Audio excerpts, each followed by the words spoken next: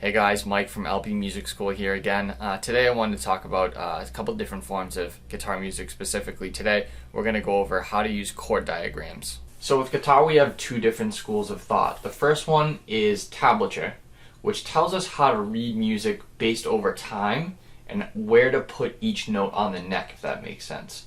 Chord diagrams, on the other hand, show us how to build the chord with our left hand, but not necessarily showing how we play those chords over time. You can kind of think of chord diagrams as almost being a word bank for like a grammar class that kids would use in school. Those chord diagrams at the top of the music that we'll go over today show us what chords we're going to use in the specific piece of music that we're talking about. Here is a diagram. This one's blank. However, I want to show you the layout of the diagram and how it works up against the guitar. The first thing we want to do is view the guitar as if the headstock is pointing up and we have like the first 1, 2, 3, 4 frets available. The diagram's also obviously a little bit smaller than the neck of the guitar, but it's going to show us where to put our finger on which string simultaneously. So the layout of the diagram looks like this. Starting from the left, we have the E string, which is our first vertical line to the left, our A string, which is the second vertical line to our left, D string, it's going to be the third vertical line to the left, G, fourth line to the left, B, fifth line to the left, and lastly, the high E string. The horizontal lines on the diagram represent the fret bars of the guitar. So, on the top, you can see on the diagram that the very top horizontal line is a little thick. That actually is going to be the bridge nut of our guitar. The next vertical line is going to be between the bridge nut and our first fret, so on and so forth. Second, third, fourth. So, with that being said, the space between the first thick line and the second line beneath that is going to be our first fret. The next one second, third, and fourth respectively. So let's start with an easy chord to kick off. It's only going to involve two fingers, and we're going to use our middle finger and our ring finger for this one. So diagram's up. We have nothing on the low E string, so we're going to leave that string open, meaning no frets with the left hand. Next down, we're going to take our middle finger and go over the second fret over the A string. You can see that on the diagram. If we go over from left to right to the second vertical line, you're going to see a dot, the number 2 over it, over the second fret of the A string.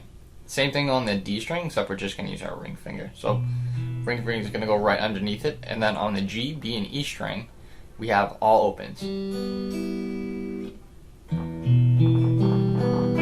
Should sound like that. So open, 2, 2, open, open, open. Next, we'll pick something a little bit trickier. This is going to be a C chord.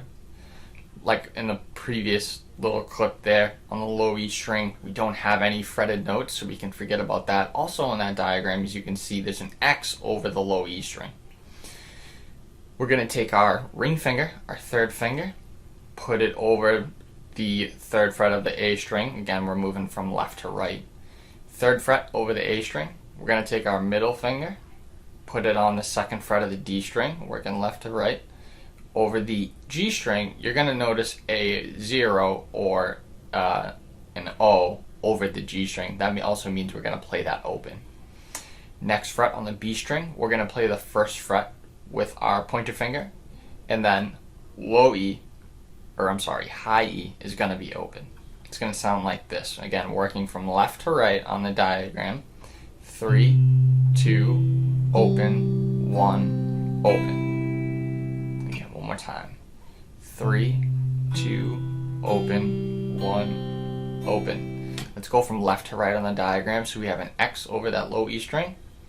Third fret on the A string. You're going to see the second vertical line with a dot on the third fret. D string, second fret, you're going to see the third vertical line from the left. We get a dot over the second fret. Open G, an O over the G string. Pointer finger, first fret over the B string. And then your high E. It's going to be open. Again, 3, 2, open, 1, open. I hope that clears up open chords for you.